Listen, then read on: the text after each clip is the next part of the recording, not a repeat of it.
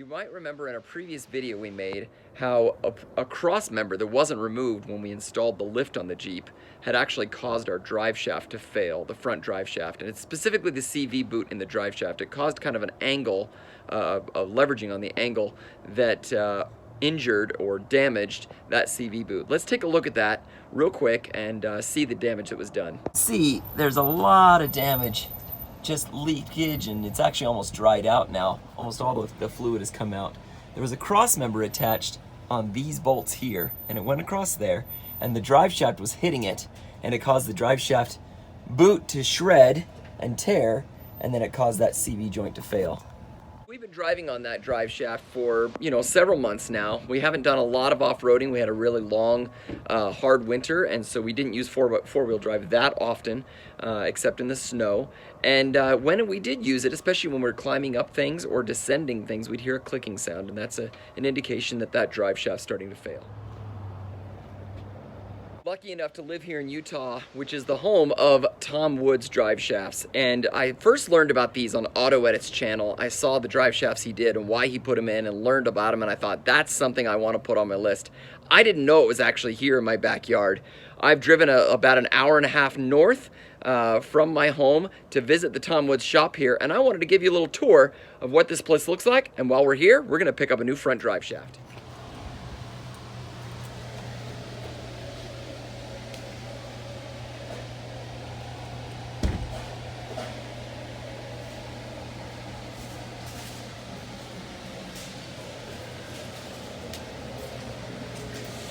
With Sean Wood, and you're going to give us a little tour of this place. First off, tell us, how did this business start?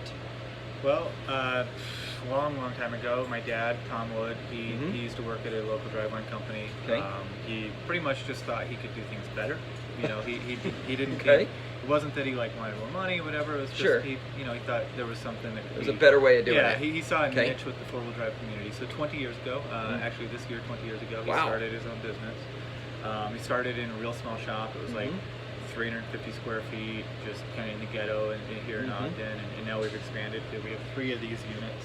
Wow. One is a warehouse, but we have like 13 full-time employees, and cranking out 45, 50 drive shafts. And you guys have become, at least in my opinion, probably the preeminent drive shaft for off-roading, especially Jeeps, but I've seen them in a lot of other vehicles as well. What do you attribute that success to? Doing a good job. That's our marketing strategy, is just doing a good job and then having the confidence that we're going to get repeat customers and referrals from that. And that's actually, we've done a little bit of like marketing, research, and that's how we get most of our customers. Yeah. Well, it's been phenomenal. I would love to learn, and I know a little bit about the drive shafts. I actually I was telling our viewers this moment ago that I learned most of what I know from Auto Edit's video that he did. That's where I became a fan, and I was actually shocked to find out that they were actually here in Utah, because I'm living here in Utah. So I want to go see the shop and see what it is. Help me understand what's so different about that approach. You mentioned that Tom saw something different and saw an opportunity to do it a better way. What is that better way? I think that the big thing is that we specialize in four-wheel drive shafts. Okay. So we're not doing, cars, and it really keeps us like, we're specialists. Yeah. We know a lot about the four-wheel drive stuff. Some of the procedures we do a little bit differently. Some of the parts we have made specifically for us are a little bit improved over like what Spicer and Yapco would offer. But mostly I think it's just, our procedures and specializing. Excellent. Well, why don't you show us some of those things right now? Now, obviously, we don't want to see the trade secrets here, but show us what you can show us. No real secrets. So I guess it starts in here in our office. Okay. We have an office here, and then a second office over here. Okay. We've got 6 people answering the phones. 5 of Tom's one. Sometimes he's not here, but 5 really full-time phone operators, and really everyone that answers the phone has at least, I think, 15 years experience or more. Some of the guys have been working with Tom since before he started his own business. So when you call us, you get like a real expert. It's not just somebody that's looking stuff up on a computer. Sure. So, show us what this is. Yeah, this is kind of just a display. This is pretty much every drive shaft that we build is similar to this. So this would be like a TJ, an XJ, a YJ, a JK, Broncos. A lot of different drive shafts are going to be 1310 series components, double card-in. We use this long spline on almost everything, and then minor variations are going to make it for different applications. But we have this cutaway just so people can kind of see the inner workings of, how much spline is in there, see these moving parts. More than anything, I think it just looks cool. But this is what we take. And you're mentioning the materials specifically. Are these thicker than typical drive shafts? Just the structure different? I mean, I've noticed personally, like when you compare this to my stock drive shaft, this is a lot smaller. The stock drive shaft is literally almost twice the size. How can something smaller be stronger? Because it's better quality materials. So the tubing we use, most stock shafts are going to be like cold rolled electric welded tube. We use drawn over mandrel, all American steel tubing. The 2-inch tube that we use here, it's a 120 wall, so 0.120 inches thick, where most shafts are going to be like 0.83. So it's good, robust tubing. This spline is longer than most splines on most which allows shafts. It to flex in and out. And then you get more spline engagement. So most shafts you're going to get maybe 2 inches of engagement. With this, you get about 4 inches of engagement. So that makes it more stable. I want to move to the back of the shop and we'll kind of work through the assembly line. So okay, great. You saw where we take the orders. Most of the orders we take over the phone. Some people will order online, but the phone is the best way. I'll call this the interim warehouse. We have a warehouse with just pallets full of stuff, but over here we have all the different parts. We have milk crates full of some things, and you can see in here, this is like a weld yoke for 1310 CV, and you can see how many of those we keep 1310 and 1350. I know 1350 is better, but I don't know why, and I don't know the difference. Help us understand. Yeah, so 1310 is what most people call like a half-ton joint. It's stock on most Jeeps. 1350 people will call like a 1-ton joint. So that's what you'd see in more full-size trucks. On a JK, on a Jeep JK, JKs are bigger than like a TJ or YJ. People are running 40-inch tires. So we do a lot of 1350 for those because they need that extra. Yeah, they need the bigger. So is the 1310, is that a measurement of something? What is 1,310? Yeah, I don't know where the numbers came up. It's just kind of. Or is it just a part number or something? It's Spicer. Spicer is the brand that makes like Dana Spicer, right? So they call it a 1310 series. It's not a part number. A part number is different. Yeah. Like a 1310, a 5-153 is the part number, but they call it a 1310. Interesting. Okay. Gotta tell you, I just love the way the metal looks. So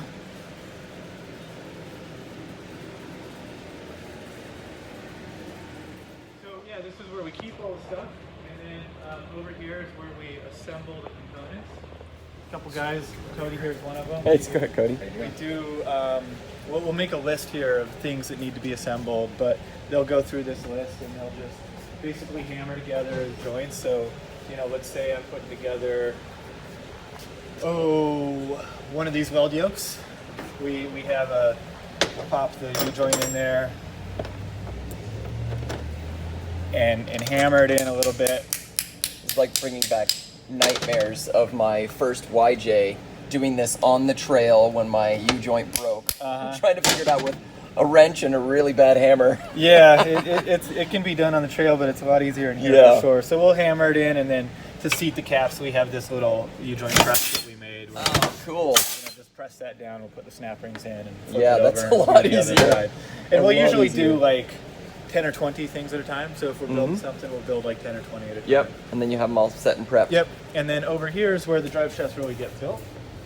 So it's kind of early out day for us. Most everyone's gone. But, holiday weekend. These are the two presses. So we have like a barrel of these CDs and a bunch of these splines, and the guys will have a list. They just go through, and they're basically using these presses to put them on drives, and then it's a hydraulic press. I think maybe, and then that's what presses the ends together. Oh wow, we that's weld cool. them up right here, weld them and straighten them, and then once they build those, they bring them over. There's two guys that all they do is build, so they should be good at it. I would hope so. And a lot of the parts here, we just pull them off here. We try Look at all to these double things cartons. close so they can be efficient. Yeah. Lots of different And each types. of them, I mean, it's different types. So each of these represent a different type of drive shaft for a different type of scenario. So this specifically is for like a Land Rover Discovery. This is a Land Rover. This is like a Ford application. This is a GM application. This is for like a Rubicon. And so when they do these, like, is it Is it just like this seal up here that's different? I mean, a lot of these, Most from a layman's standpoint, they all look the same. Right? These look almost exactly the same. Yeah. And really, like, these parts are the same, and these parts are the same as that. But it's probably this mating joint, or it's this really piece just here. This. So you can see that pilot's a little. Okay. Use different bolt patterns, different joint sizes, and sometimes we use different ones based on what we think is best for the vehicle. But so all these different ones, once they get built, we just put slip yokes on them over here, and then the guys over here balance them. So there's again two balancing machines, two people to balance them. That's all they do all day is balance Balancing shafts. shafts. What's the importance of that? I mean, most people probably don't think about that, right? Yeah, so when we build them, we straighten them. We straighten them to within a couple thousandths of an inch, but just like the casting might be a little heavier on one side, so spin it up, it's gonna shake a little bit. So what we end up doing is we put it in this balancer, and let's see if I can maybe find a shaft here. Sure. So we put it in the balancer, we spin it up to 3,400 RPM. This balancer, the way it works is there's a little strobe, and it tells us what side it's on, what side it's out of balance. And then back here we have some dial indicators, so it tells us how much it's moving. And it's not that it tells us how much weight to put on, it just tells us how much moving, and then they have enough experience to know, put this much weight here. And then the weights are these are the little discs? weights. Yeah, a lot of and how are they attached? So we'll first tape them on, and then we'll tape it on, and if the guy puts it here, and that's a little tack tack rod. up. If it's maybe a little bit off, maybe he'll move it, maybe he'll change the amount of weight. Once it's perfect, we'll just weld these on. And these are actually weights. A lot of people think they're washers, but these are made to be balance weights. So yeah, we weld them on. We weld them on the light side, and then that makes that side heavier, and then the shaft runs smoothly. What would cause a drive shaft to come out of balance once it's been balanced? That's a good question. So usually if somebody has a shaft that they say once was balanced and now it isn't, it's because something's loose. So that could be maybe the U-joint's loose, maybe the slip and spline. So what you have is the drive shaft is basically rattling around. And that could just be over just wear and tear over time? Yeah, just wear and tear.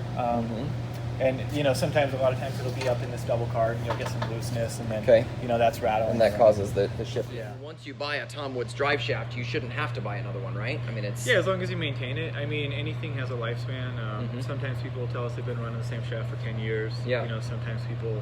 they go out and they go through a bunch of mud and they never grease things. 2 years later they need to maybe replace some joints, but yeah, as long as you grease things. And when you say maintain, so maintaining is greasing, and it to tell us that process. What's the process of maintaining a Tom Woods drive shaft? I'll show you with this. So after grease before we send them out. So like this shaft, for example, has a total of 5 grease fittings. There's one here. There's kind of some grease in the way, but there's one there. There's one here. Okay. There is another one that's real hidden, kind of obscured by grease, but it serves as a CV center ball, and it's right in there. Okay. That's a real important one people overlook. There's one here and there's one there. So as long as you grease all the parts, And how often would you recommend greasing? That all depends on how somebody drives it. So normally we'll say every oil change. This center ball is a little tougher to get to. Maybe you do that once or twice a year. But if you go out and you do some stream crossings, or get bogged down in some mud for a couple hours or whatever, where stuff gets into those joints, you want to grease things as soon as you can to flush all that stuff out. Flush it all out. Okay. Well, what else would you like to tell us? Anything else that's important for us to know? I guess, like you said, you have a JK. The stock JK shafts, they're really great for a stock JK. 2-3 inches of lift, that's all you need to ruin them. So which is what happened to me. I always tell people, don't wait until it breaks and you have to fix it. Okay. Do it before. Why would I want to do it now instead of just waiting for it to break and then fix it? I guess the big thing is, if you have like a trip, you're four-wheeling, just a road trip, whatever, just driving to work, if your drive shaft gets so bad that it breaks and comes out of the vehicle, that can cause a lot of damage. It's scary, but that can leave you stranded. So on my YJ, when my rear drive shaft broke, the U-joint broke, and it literally started flipping around and just tearing up the whole body and everything underneath the vehicle. It did a lot of damage. So, if your U-joints are bad, you should check those. If your drive shafts are bad, definitely, especially if you've upgraded stuff, you want to make sure you get a good quality drive shaft replacing that. And for my money, there's nothing better than Tom Woods, which is why I'm doing a Tom Woods here in the front, and I'm guessing that I'll probably need to do a rear one here very soon as well. Probably eventually. Yep. All right. Well, thanks very much for the tour. I really appreciate it. Let's get my new drive shaft, and then we can do a little tutorial video about how to install it. This has been awesome. Really appreciate it. Is this mine? This is yours. This is awesome. Oh, that is beefy. Oh, this is going to be great. Thanks very much. And if you are in the area, pop by and see these guys. They're awesome. If not, you can always go to their website, which is 4byshaft.com. Yeah, the number 4, X like X-ray, SHAFT.com. Check them out. Definitely the best drive shafts in the business, and it's going to go great on my Jeep. Thanks again. I got the drive shaft loaded up. I don't think that's going to blow out. That's 70 pounds or something like that. Okay, it's probably not 70 pounds. It's probably like 40 pounds. But even still, that's a heavy drive shaft, and it's certainly not blowing off because the doors are off. But I'm excited to get it home and get it on the Jeep. Wasn't that cool to be able to have those guys go through and give us a great tour like that, learn how these drive shafts are going? I am a Tom Woods fan all the way. I thought it was awesome of these guys to give us a tour like that, show us the building, show us how it's made. Makes me even more of a fan than I already was, and I thought these guys were amazing. So if you have not gotten a drive shaft yet for your Jeep and you're running 35s or bigger, it's time to upgrade. Go to Tom Woods' website, 4byshaft.com, and get yourself a Tom Woods drive shaft. You can go 1310 if you want. That's a little lighter duty. I went 1350. I wanted the extra beef, and I plan on going 37s on my next set of tires. So I need something stronger and bigger to make sure that I don't ever break that thing again. And with the strength of that drive shaft right there, I don't think I'll ever have to worry about it. Really happy and really excited. Let's get home and get this thing installed.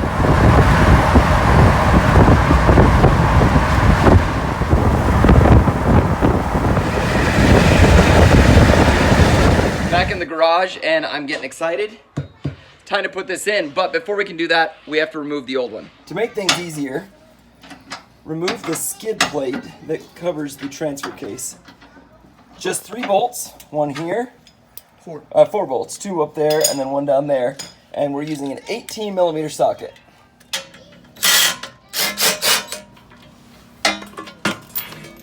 Done and done.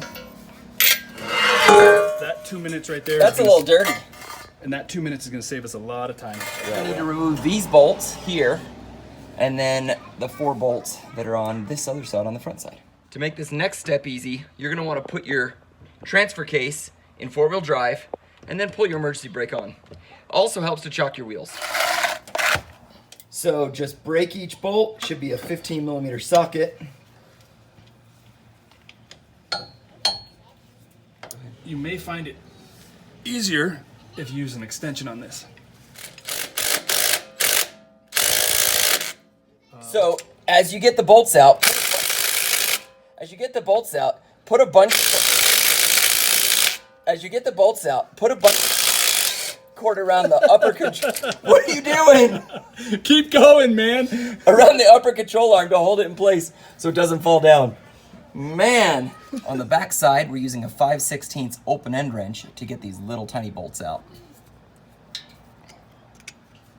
It's gonna take a long time, and it certainly helps if you have a ratcheting wrench. But it's small work, just be patient. This is probably one of the hardest parts of the install, not because it's difficult, but just because it takes so darn long. I can't even Just be really patient. Oh yeah, and you gotta that's another tricky part is you have to continually rotate that around, loosen things up so you can rotate it and allow you to get your bolts out. So next, to rotate that shaft, put your Jeep in neutral. Oh, turn the key. Whoa! I'm under here. I didn't mean to do that. I meant to turn it just on and then put the Jeep in neutral. Try not to kill people that are underneath the vehicle, working on the vehicle while you sit in your leather seats. And remember, you can recline. How's it coming down there? So the drive shaft's probably got a lot of rust and other stuff built up on it. It's gonna take a lot of effort to get it off. Be prepared to be smacking on it in a bunch of different ways. We're gonna focus with a small sledgehammer right on this area in here, trying to hit this a bunch of times to get it to break free from this flange here.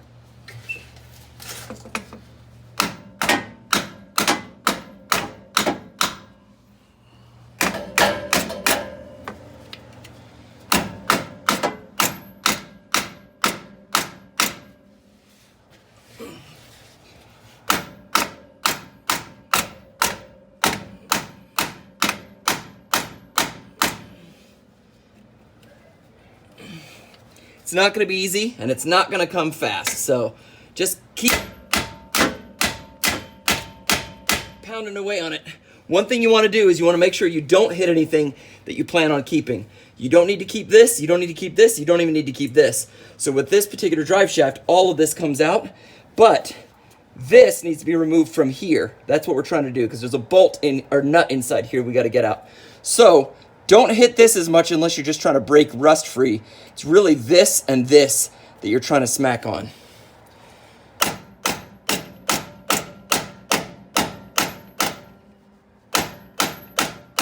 So I've loosened everything up. I've got a little bit of space here. I'm gonna very gently, because I'm keeping this, I'm gonna very gently fit this pry bar in here. And I'm just gonna, whoop, look at that. Edge it right off. And with that, well, this side's not coming off, but don't worry, we got one side off. The other side's gonna come pretty quick. So with this off on this side, we're free. So obviously the difference between the two of these is substantial. And look at the way this looks. So we've got a single joint here. You know, it's just amazing the difference. I'm excited to replace that CV joint with that double cardan. That is going to give a lot of strength and be a lot better.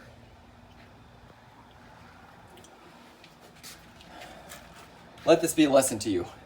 Always grease your fittings. Always make sure you take care of your stuff. I didn't take care of this, and once it had a problem, instead of replacing the boot right away and fixing it all right away, I waited, and that caused this to be a lot more difficult. With the drive shaft off, next we have to take that nut off. To get that nut off, you're going to need a really big socket. Specifically, this is a 1 1/4 inch, and it's a 1-inch drive.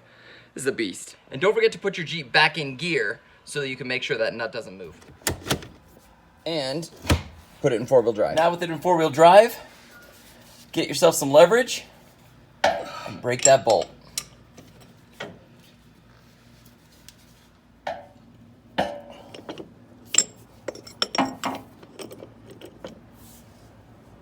All right, once you get that nut out, next you have to remove this thing. And that's gonna take a little bit of stank. So it's the next day and we're picking up the project where we left off. The first thing we need to do is remove the flange off of the transfer case. That'll allow us to put the new driveline on. Now we picked up this gear puller. Show that to him, Ethan. Yep, we got that about $15 at our local auto parts store. This should make this a lot easier and a lot faster to get that flange off. Let's get to it. So I've got this clamped in place, pretty evenly distributed. I've extended the middle down to this part and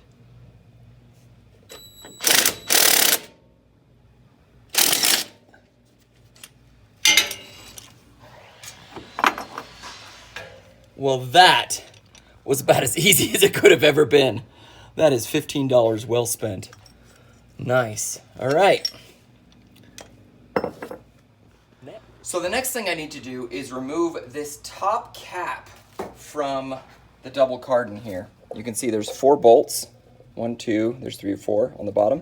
So we're gonna remove those out so we can take this out and install this.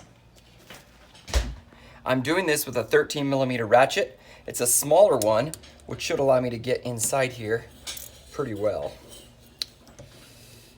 In fact, I don't even need that because it's loose like this. Do this. Oh, it's deep. There we go. There's 1, 2,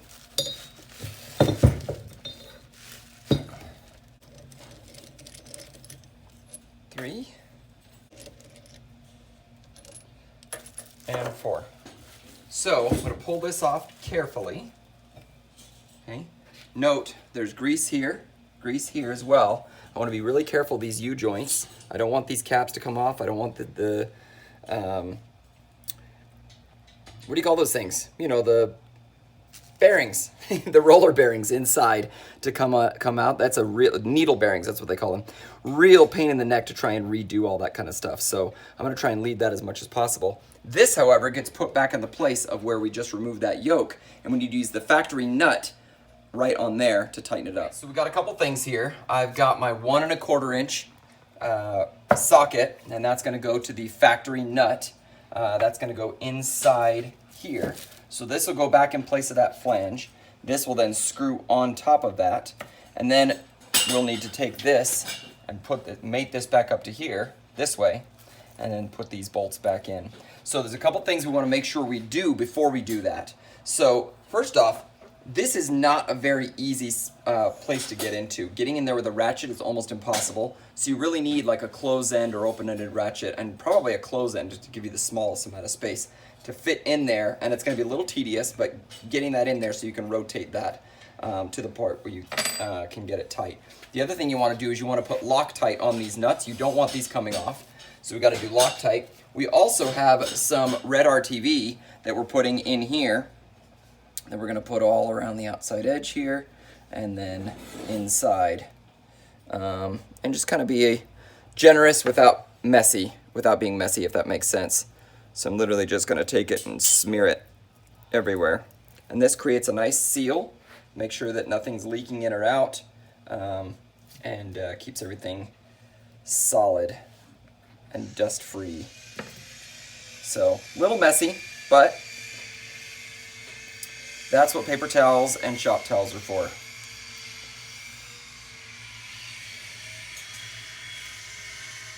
All right, so this is just gonna go onto here. Fit right on those splines. So I've got this big factory nut. I'm gonna put some red thread locker on it because I do not want that coming off.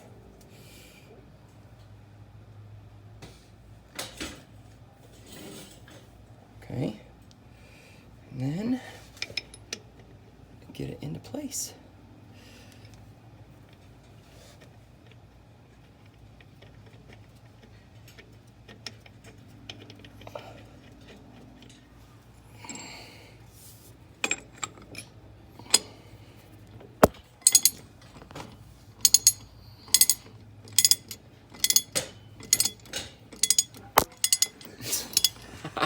That's my bad.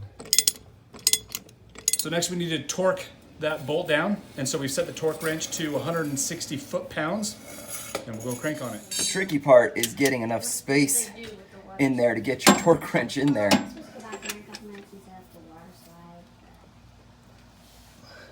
hitting something.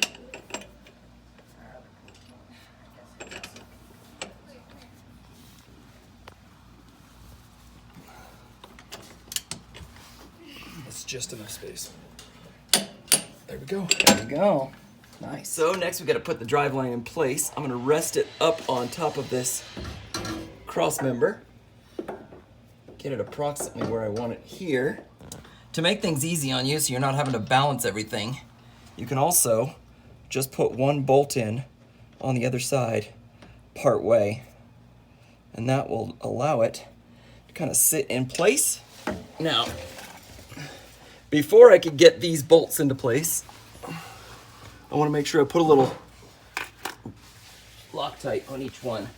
So blue Loctite on each set of threads. Whoa, careful, comes out fast. You do it right, you can put it on the top one and it'll get the bottom one too. That's right. All right, take this and move this into place. It's gonna go just like that. And these are gonna line up like that. This is gonna be the tricky part. It's gonna be tedious until you can get the threads in place.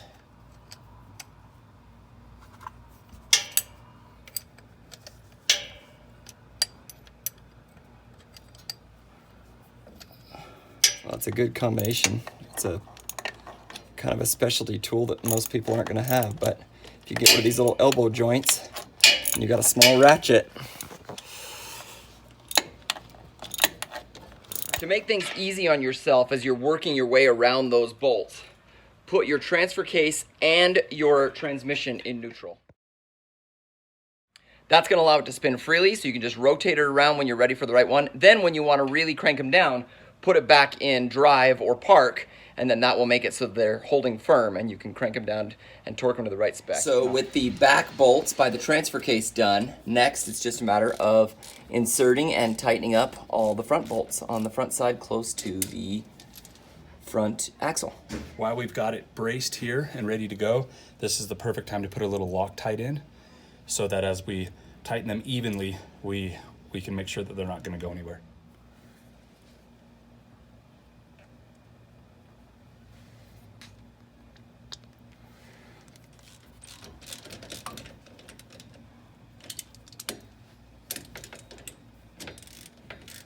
As you're tightening these bolts, make sure you do it evenly so they don't end up coming in on one side and stripping the other side of the screw.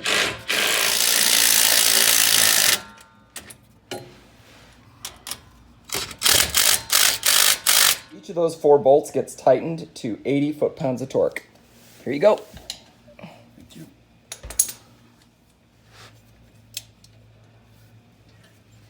Not a lot of room here.